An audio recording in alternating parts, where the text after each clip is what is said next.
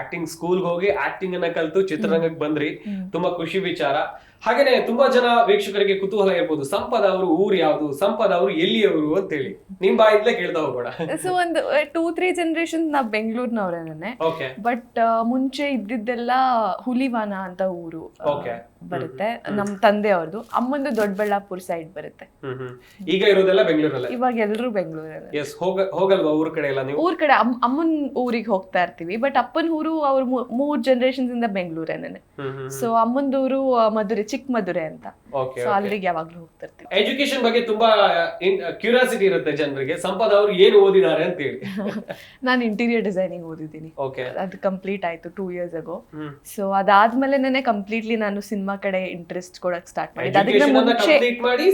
ಹೌದು, ಅದಕ್ಕಿಂತ ಮುಂಚೆ ನಾನು ಸೀರಿಯಲ್ ಮಾಡಿದ್ದೆ. 5 years ಬ್ಯಾಕ್ ಸೀರಿಯಲ್ ಮಾಡಿದ್ದೆ. ಇದೆಲ್ಲ ಮುಗಿಸ್ಕೊಂಡು ಸ್ಲೋ ಆಗಿ ಕೋವಿಡ್ ಎಲ್ಲ ಆಯ್ತಲ್ಲ ಹಂಗೆ. ಸೊ ಆ ಟೈಮ್ ಮೇಲೆ ಎಲ್ಲ ಮುಗಿಸಿ ಇವಾಗ ಕಂಪ್ಲೀಟ್ಲಿ ಫೋಕಸ್ ಸಿನಿಮಾ ಕಡೆ ಮಾಡ್ತಾ ಇದ್ದೀನಿ.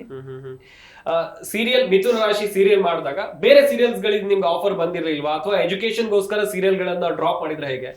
ಹೌದು, ಅದು ನನ್ಗೆ ಆಕ್ಚುಲಿ ಮಿಥುನ ರಾಶಿ ಮಾಡ್ಬೇಕಾದ್ರೇನೆ ನಂಗೆ ತುಂಬಾ ಪ್ರೆಷರ್ ಆಗ್ತಿತ್ತು, ಓದೋದು ಅದು ಎಲ್ಲ ಸೇರಿಸಿ. ಸೆಕೆಂಡ್ PU ಓದ್ತಿದ್ದೆ ನಾನು ಅವಾಗಿಂದ.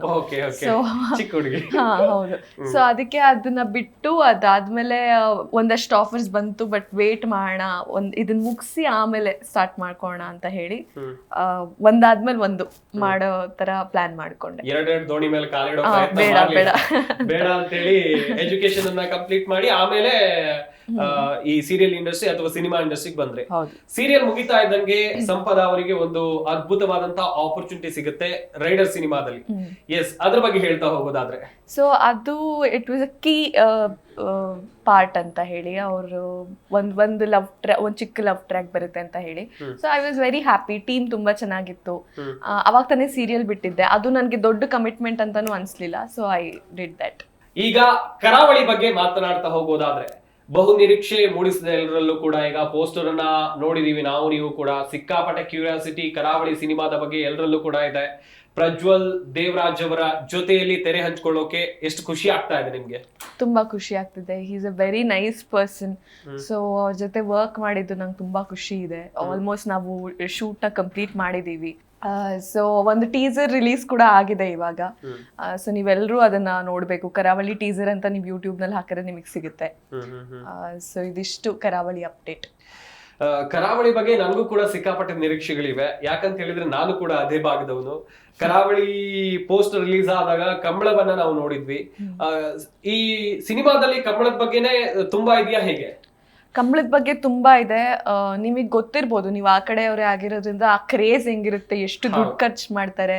ಅಪ್ಪ ಸೋತಿದ್ರೆ 20 ವರ್ಷ ಆದ್ಮೇಲೆ ಮಗ ಬಂದು ಅವ್ರನ್ನ ಸೋಲ್ಸೋ ತರ ಗ್ರಡ್ಜ್ ಇಟ್ಕೊಂಡು ಆ ತರದೊಂದು ಕತೆ ಕರಾವಳಿ. ನಿಮ್ಗೆ ಇಂಟ್ರೊಡಕ್ಷನ್ ಬೇಡ, ಬಟ್ ತುಂಬಾ ಜನಕ್ಕೆ ಅಲ್ಲಿ ಹೆಂಗಿರುತ್ತೆ, ಆ ಪೊಲಿಟಿಕ್ಸ್ ಹೆಂಗಿರುತ್ತೆ ಅಂತ ಗೊತ್ತಿಲ್ಲ. ಸೊ ಅದನ್ನ ತೋರ್ಸೋ ಪ್ರಯತ್ನನೇ ಕರಾವಳಿ. ಜಿ ಕನ್ನಡ ನ್ಯೂಸ್ ಈಗ ನಿಮ್ಮ ಮನೆಯಲ್ಲೇ ನೋಡಿ. ಎಲ್ಲ ಕೇಬಲ್ಗಳಲ್ಲಿ ಈಗ ಲಭ್ಯ.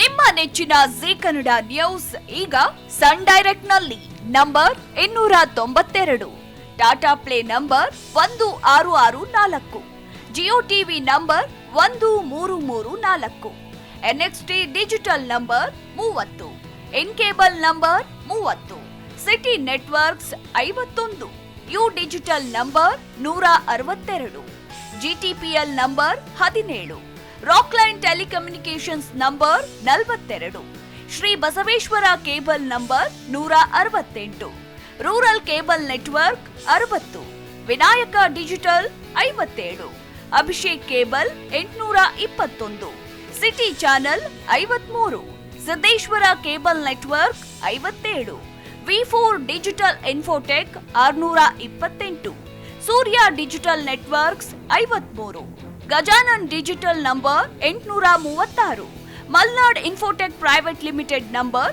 56, Metrocast number 830, Victory Digital number 167ರಲ್ಲಿ ನೋಡಿ ಆನಂದಿಸಿ.